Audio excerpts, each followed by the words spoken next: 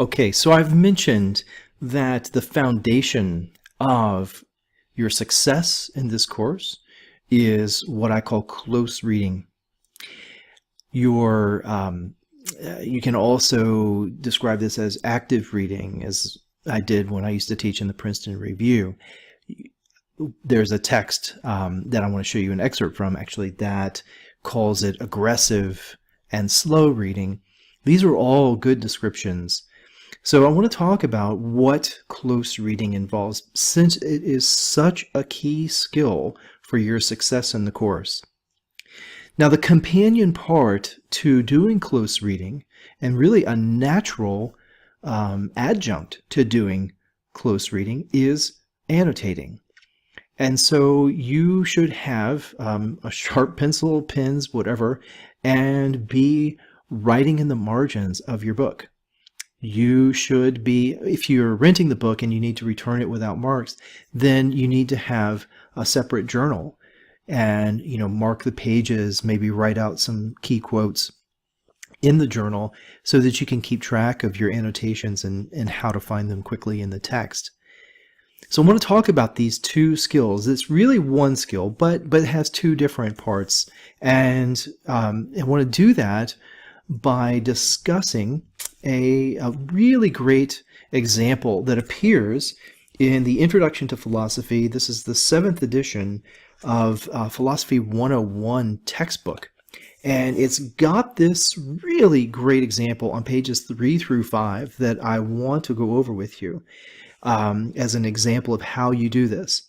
And then I'm going to shift over to something that I wrote a couple years ago on the same subject, and actually using some of the same techniques that's discussed in this excerpt. But I'm looking at Harry Potter and the Sorcerer's Stone as an example for how you do close reading.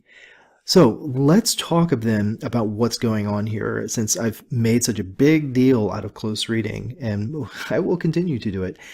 The first thing to recognize is that to perform well in the class, you've got to be able to do this, to develop this skill and apply it well.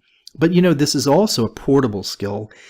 This is something that you're not only going to give yourself the best chance at academic success in this and other classes that you take, especially online courses, where your reading comprehension relies mainly on your self-motivated effort rather than spoon-feeding from me, right? We don't have lecture time in class face-to-face where I can do that. This is a life skill, though, and I want you to appreciate that too, to be taking away this skill, because now you're going to be, if you learn how to do this well, or you improve on what you already do well with close reading and annotating, you're going to be better equipped to analyze reports, memos, proposals, letters, and any other written material you encounter in your job, your career, in your everyday life. So this is something that will serve you well in many, many venues of life. Now, every course that I've ever taught in my 16-year teaching career has required that my students learn how to do close reading and take meaningful annotations of what they read. So I put a lot of thought into how to teach and explain this, and that's why I was so delighted to see that in this brand new textbook that there's a space given to describing the same thing and doing it with a really great example of how you actually do it. It's like getting in your head, which we'll see in just a moment. It's fantastic. So I really appreciate having this to support and accompany what I've already emphasized. So I'm going to direct you to these resources, and I'm showing you this excerpt, which is in the textbook. But also, I am going to point to the posts that I've done on my blog on the subject. It's a series of 3 posts, and I'm going to go through those with you too. These are going to be helpful resources to help you tackle the course readings. So what I want to do then is shift over to close out the video, and in the comments or in the description below the video, I'm going to provide additional links other than the ones that I'm going over here. In particular, there's a link called the Critical Thinking Community, and there's articles on the art of close reading. And that too is a 3-part series. So I'm going to give you links to that too at the end.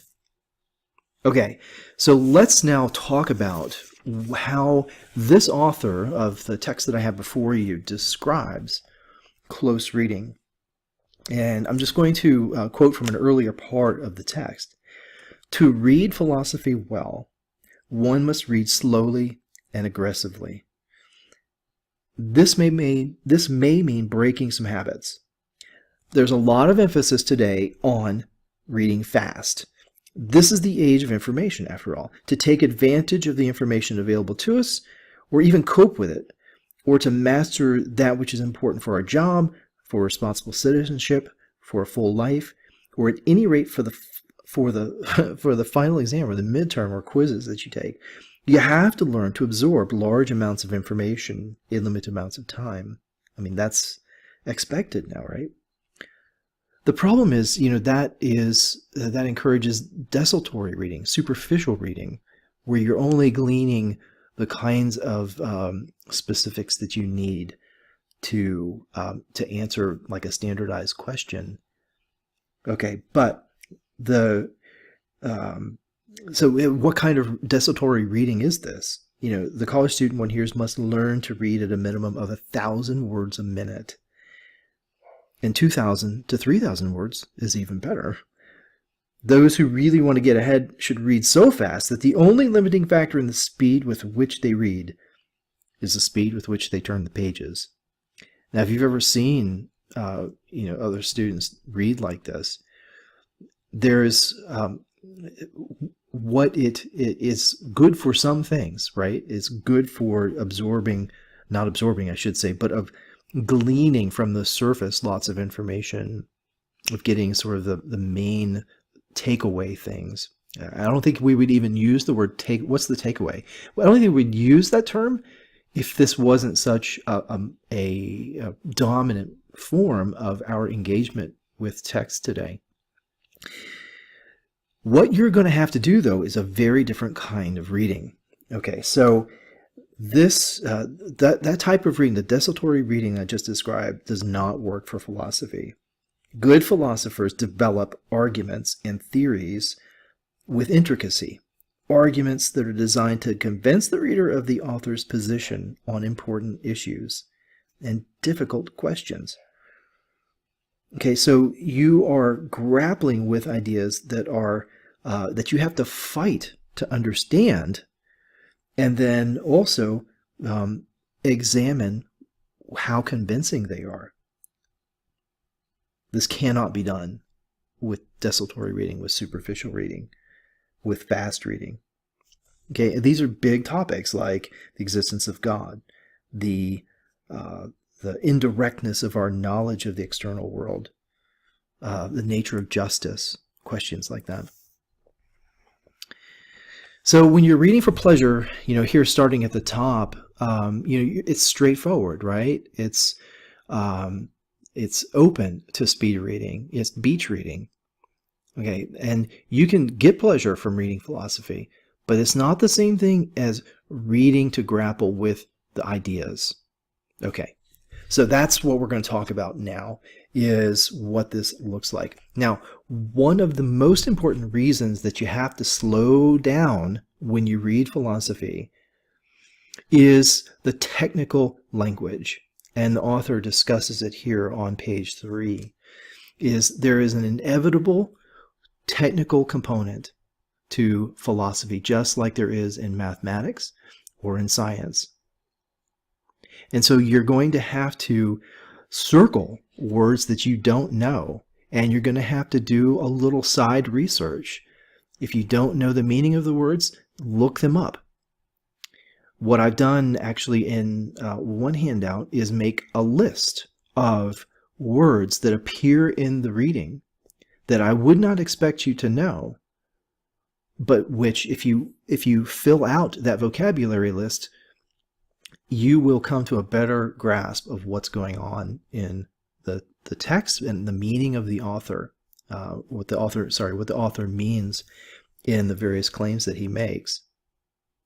So I encourage you to do that as a step in slow reading. Is don't glaze over on the technical terms, but instead circle them, write them down, and start making a list of any words that you don't know, and then you can look them up. You might want to do that as you go through the text, and that would slow you down even further, and take you back over to, say, a dictionary. Like if you're online, you can, hit define in the hyperlink bar. You can hit define : and then enter the word.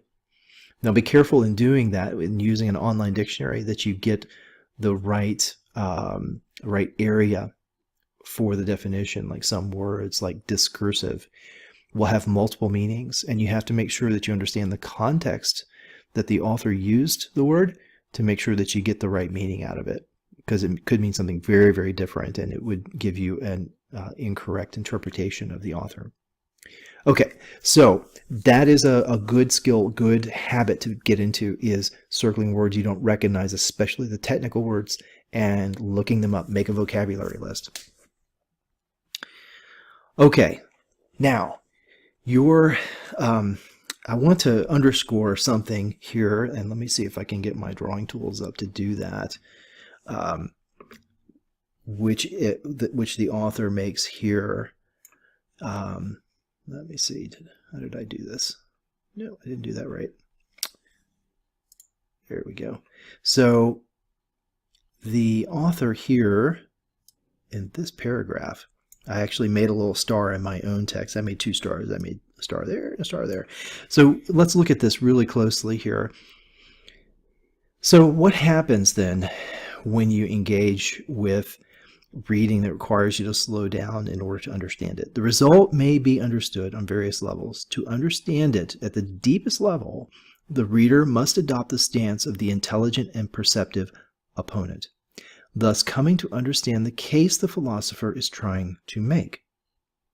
This is what we mean by reading aggressively. Okay, so a lot of students will, on their first read through a text, will be most concerned with finding or determining whether they agree or disagree with the author, or whether they like it or dislike it. And I want to encourage you to set aside those questions, because they won't get you to any kind of real understanding of the claims. Instead, what you're seeking is understanding, not whether you agree or disagree, not whether you like it or not. You want to understand. And to do that, you have to pose questions. That's what you're doing with the author. Okay, so you think of yourself as not in a boxing ring per se, but like in an interview, where you are the interviewer and the philosopher that you're reading is the interviewee. All right, so they're coming to you and they want to convince you to give them a job, right? Where the job here in this case is, I want to convince you of my argument. But you're in the position of making that decision. And so what you want to do is you want to examine the candidate and see, whether they would, their argument stands the test of time. Or it's not stands the test of time, but stands under the kind of scrutiny that you can bring to it. All right, and you can't scrutinize something if you don't ask questions. Now, we don't physically have the author with us, around a table to be able to interrogate them, right? So we have to do this as a mental exercise. All right, so I just want to underscore this section again here, which is we are taking the stance of an intelligent and perceptive opponent. Now, this does not mean that we're automatically against. What they're saying is we're waiting to be convinced. Okay, we are going to be charitable in the claims that are made. We're going to give the author the benefit of the doubt, maybe on the use of certain terms or assumptions they make. Okay, we can do that. We have to be aware we're doing that, but that's good. That's fine to do. But the author has to make the case. They're making an argument. Okay, by the way, let me just stop right here and just make a side note. You realize, of course, the tables are turned when you are writing your online discussions, or in your writing for me to evaluate you, in that case, I'm the interviewer and you're the interviewee. I've given you a prompt and I've asked you, okay, tell me what you think. And so I am coming to you as the stance of an intelligent and perceptive opponent, and I'm going to listen to you carefully. I'm going to listen to you charitably. I'm going to give you the benefit of the doubt on some assumptions, but I'm going to see if you can put together a persuasive case, at least a plausible case, a reasonable case, right? That's what we're after. That's what I want to see. Okay, now let's move on to the next star that I've got here. To read philosophy in this way, one should imagine oneself in dialogue with the philosopher, as if the philosopher were one's roommate or an intelligent and articulate new roommate, trying to convince one of a startling new idea. Okay, so this is excellent. Again, underscoring this idea of dialogue. That's what's going on. That is close reading. It's reading as a dialogue. And it's going to be a dialogue that is occurring internally. All right, so here in this section, let me just pop out of this here. Okay, so in this excerpt here, he quotes a passage. Now notice, this isn't very much. That's maybe a couple hundred words from Descartes' first meditation. But now I want you to see what he does with this. Okay, so you can look at this yourself, and you'll be reading, or some of you at least will be reading this passage for yourself. But then let's look at what the author does with this. This is excellent, excellent, excellent. A demonstration of close reading using an actual text here. The quote from the first meditation. So he starts with the second paragraph, and notice what he says. The first place to pause is the word this. In other words, to do this. Let me bring my drawing tools up again. Okay, so let me go with yellow. To do this. Now, the this is a pronoun, and so you need to make sure that you understand what that pronoun refers to, and it refers to something he said earlier, that Descartes said earlier. Okay. And the this then refers back to this here. Earnestly and wholeheartedly overthrow all my beliefs. I do not need to show each of my beliefs to be false. So you see, that was the clue. That's the contextual clue right there, that the pronoun referred back to this. Earnestly, wholeheartedly overthrow all my beliefs. Okay, so let me clear that. And let's move on now. So notice we didn't get very far, right? We started in the second paragraph and we stopped on this and we talked for 2 minutes. All right, now here is what the author does that is just really wonderful. And he enters into this dialogue between Descartes and you. All right, so what you are doing is you are going to be this interrogator, this job interviewer. Okay, and Descartes is the job applicant. He is your dialogue partner here. And he is saying stuff, and now you are interrupting constantly and questioning as you go along. Okay? And so I just encourage you to read this dialogue because it's a great examination, or a great illustration, I should say, of how you go about and do it. And then what happens is, let's look at this first little section here just to underscore this. Okay, so here, Descartes, this is what he said, to do this. And then you say, wait a minute, to do what? Oh yeah, I see, to overthrow all your beliefs. But what is it to overthrow one's beliefs? So notice that you not only get what Descartes is saying, but it opens up new questions, right? But what is it to overthrow one's beliefs? This sort of phrase ought immediately to occasion a demand for clarification. Yeah, it's not obvious how you do that. It's obvious how you might overthrow an army, right? But what does it mean to overthrow all your beliefs? And then you say, what do you mean overthrow all your beliefs? Anyway, every one of them? You must be kidding. You were trying to make yourself believe everything you now believe is false? Can that really be what you mean. Okay, so does Descartes respond to you? Well, he does, actually. He goes and he discusses exactly what he means by this. All right, but you're anticipating that that is a question that needs to be answered, because such a claim as overthrow all your beliefs, it isn't obvious exactly what he means by it, and the implications of it are kind of startling. Good. All right, so he goes on and discusses this. Anyway, read this entire section here that is in this text. Is pages 3 through 5, and for some of you, I've made a PDF of it so that you can refer to it as well. It's a great example of how you do close reading, the kind of interior dialogue that needs to go on. And then there is the companion part of this, which is translating it to notes, right, to annotating it. So what you see in this dialogue, in that the Y, the U is saying, what I would expect to see next to the text by Descartes are various marginal notes that raise some of these questions or underlying key words or phrases. Okay, and for things that require more thought and discussion, then you would move over to a journal or a notepad or something where you record, a more substantive response or question to what you can reasonably put in a margin. Okay, so that's the annotation part of this is not shown here, but it naturally follows from the nature of this dialogue that goes on.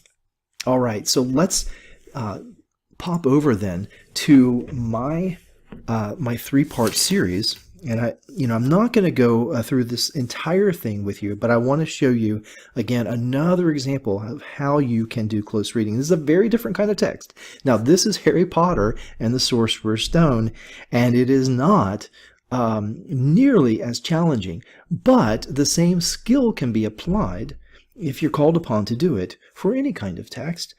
And as I hope some of you would see from some of the material that I've written and published, that something even like Harry Potter is worthwhile as a source for close reading. All right, so let me pop down to the part of this that is going to be relevant to to what I want to say.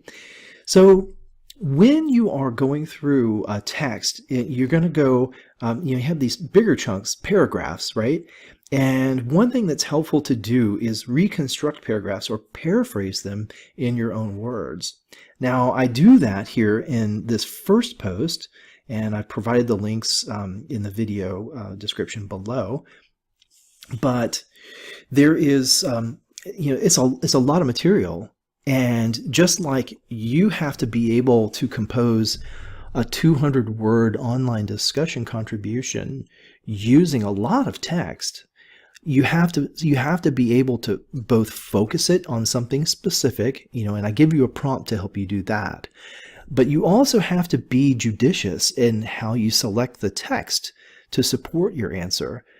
And so sometimes it's very, very helpful to have this sort of global view of the text, and global view, not global view, but a broad view of, paragraphs or chapters that then will give you the ability to drill down into finer detail into the specific quotes that you're going to use. If you can set those specific quotes within a good paraphrase, a good brief paraphrase, that will be very helpful for you as you're composing other responses.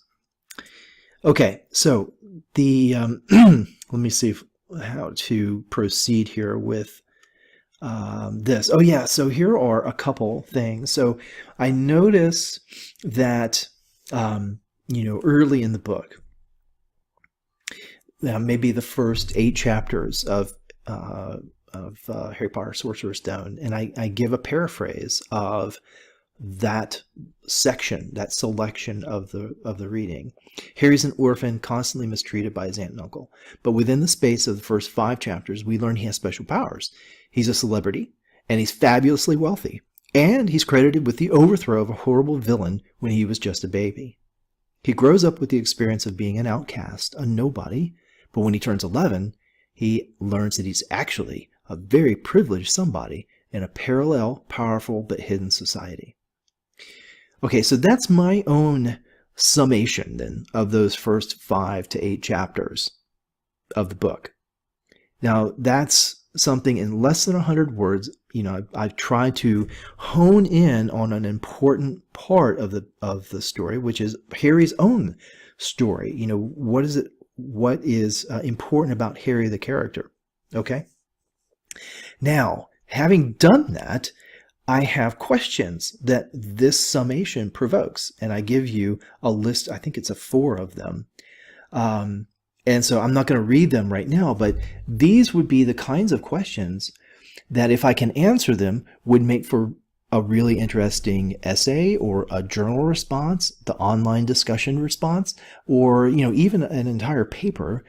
Any of these questions that follow from this very simple paraphrase I did, are the material for a very thoughtful, an interesting, philosophical response. Okay, so that is the kind of benefit that you get from close reading, is the benefit of being able to get a global picture and then look at questions that emerge from that are not easy to answer.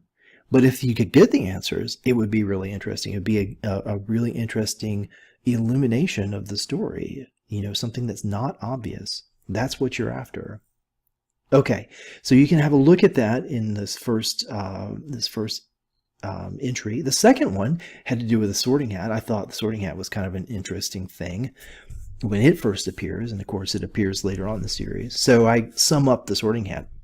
Sorting Hat seems to read one's personality and character traits, as well as one's potential to become this or that sort of person in the future. And on the basis of that information, sorts students into one of the 4 houses into which they best fit. Now, that's just descriptive, right? But, that description is not given explicitly in the text. I had to be able to put that together with my own concepts. And the concepts here that help me to express it this way are personality, character traits, and then the other part is the sorting. Of course, that word does appear in the text explicitly, and then this process is one that is I put in my own words. Okay, so then some questions follow from that. Just on the Sorting Hat, there are some interesting psychological and sociological questions that you can ask. Okay, so again, questions. So important. That's what inquisitive reading is. Close reading is inquisitive. You're always seeking greater understanding and knowledge.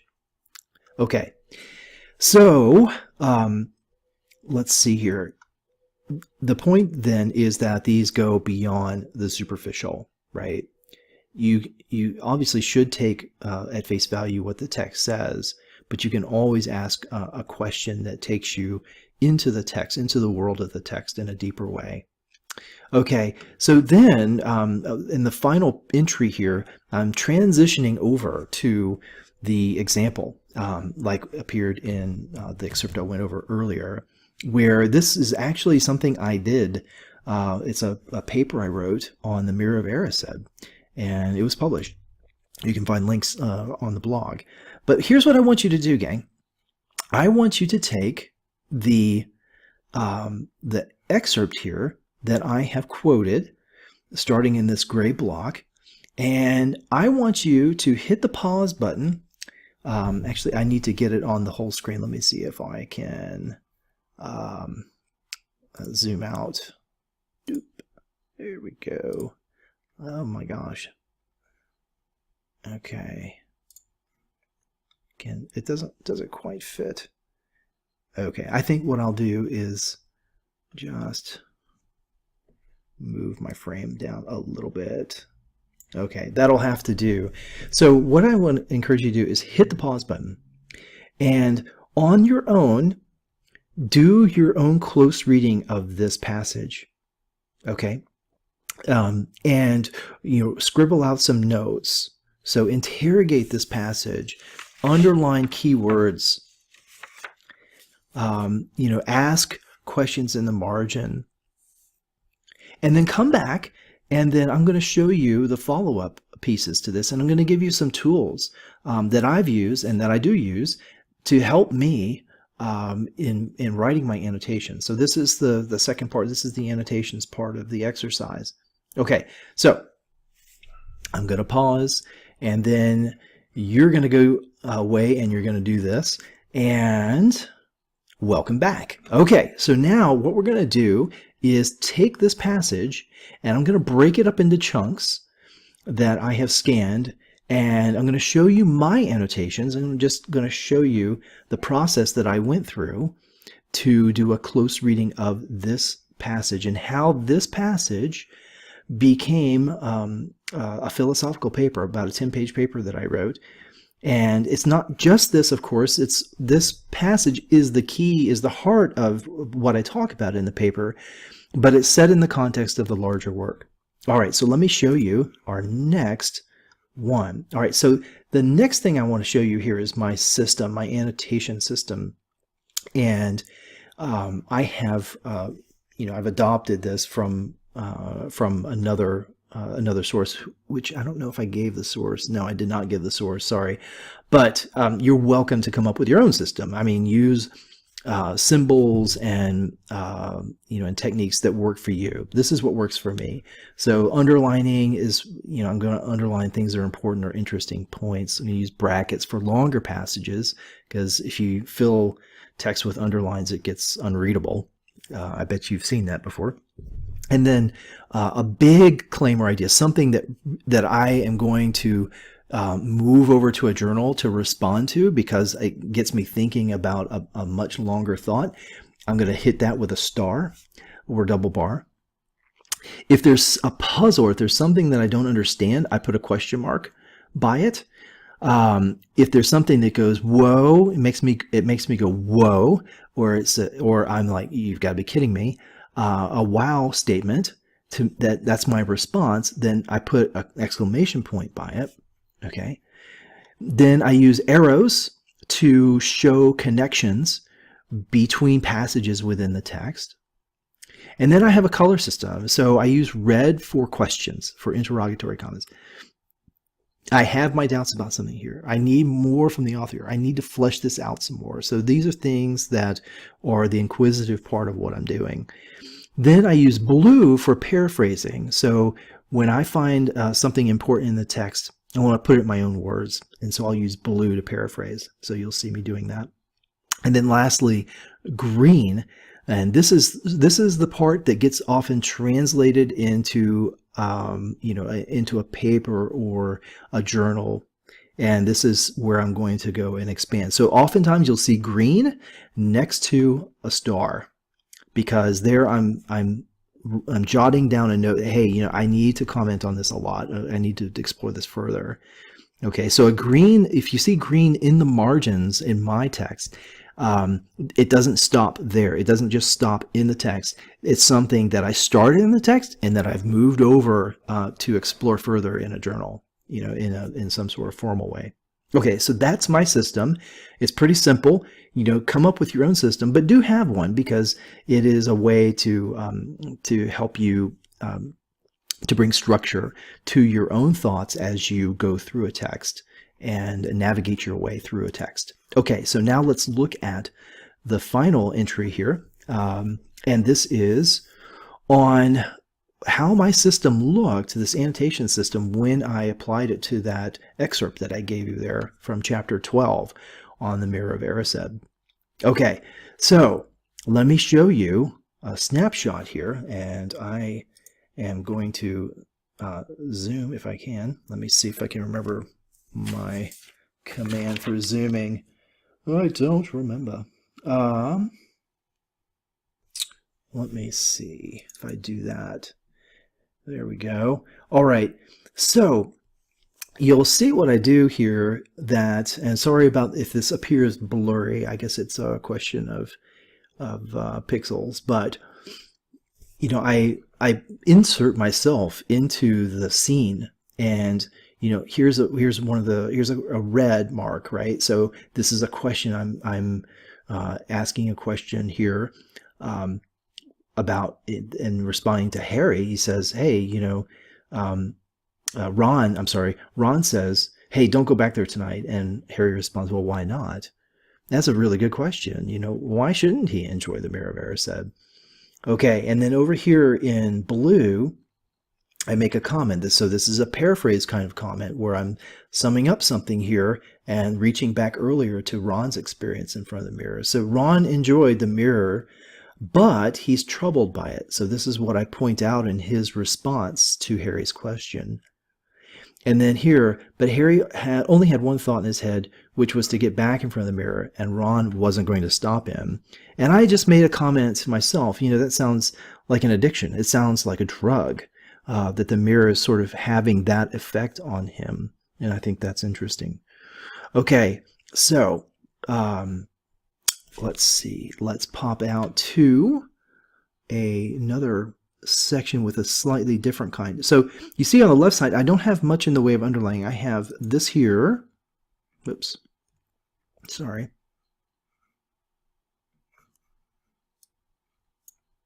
What did I do? Sorry, gang. All right.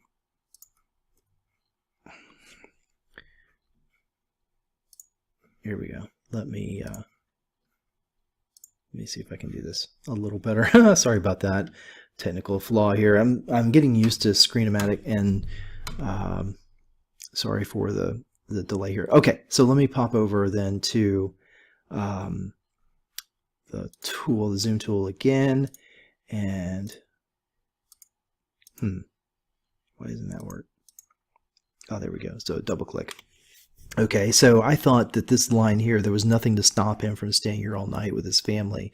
Nothing at all. So this is the third night he's in front of the Mirror of Erised, and he's enjoying it.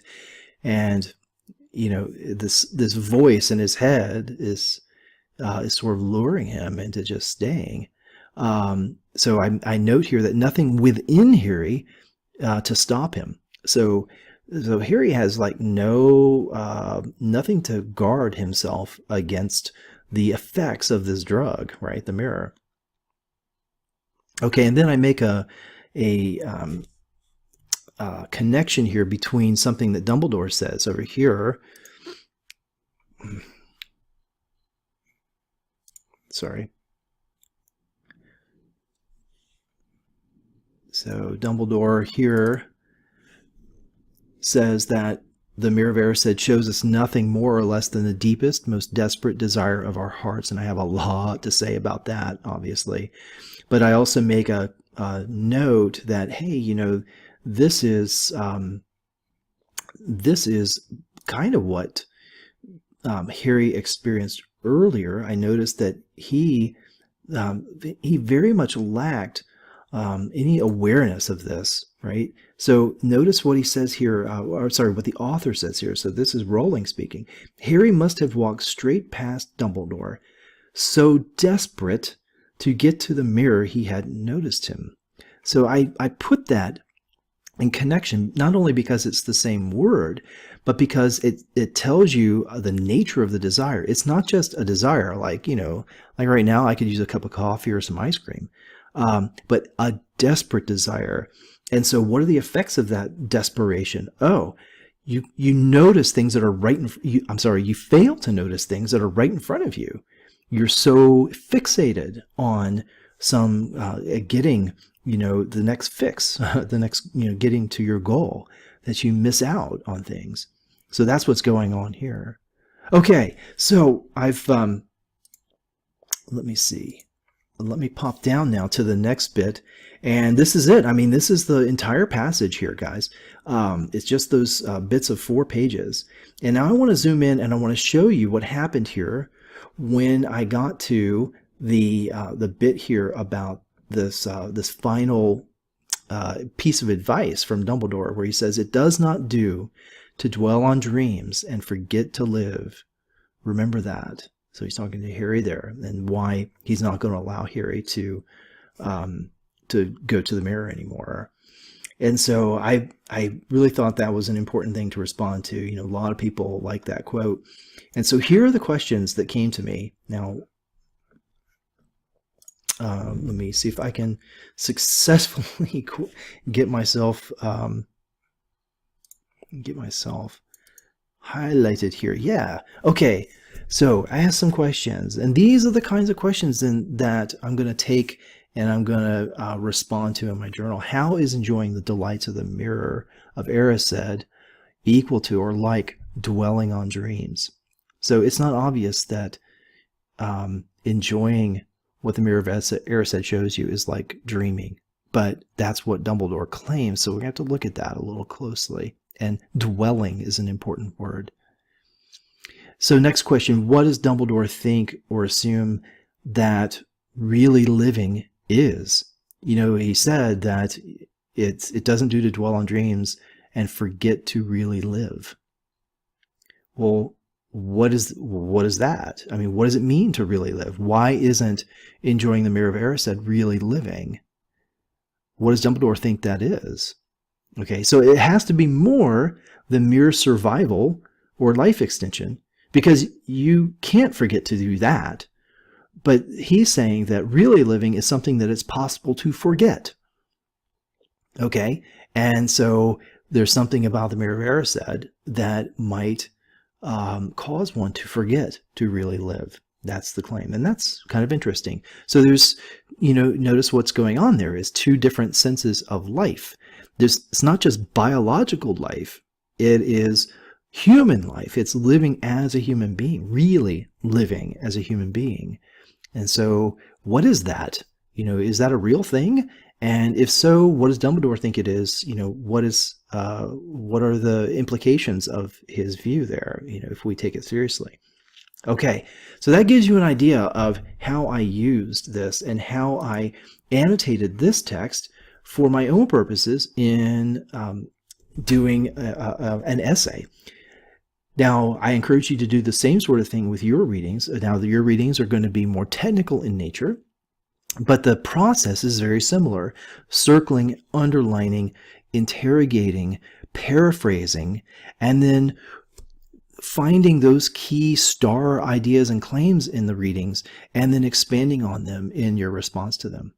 All right, gang. Well, that's what I wanted to do in this discussion of close reading. And again, I hope I've given you some practical tools here to do that, as well as encourage you to think about this in the bigger picture of any kind of written material that you're doing, not only for your courses, not only for your academics, but also in your whole life and in your jobs and careers and so on. So with that, I hope this is something that you can come back to and use again and again. And I will put links to everything in the description of the video. All right, gang. So I'll be seeing you, and good luck with your close reading.